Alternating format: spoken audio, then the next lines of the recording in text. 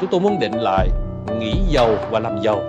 Thì cái nghĩ giàu làm giàu trong quyển Napoleon Hill này đó, thực ra nó vượt qua cái vấn đề giàu có về tài chính, nó còn dạy làm người. Thì cái công thức nó đơn giản thôi.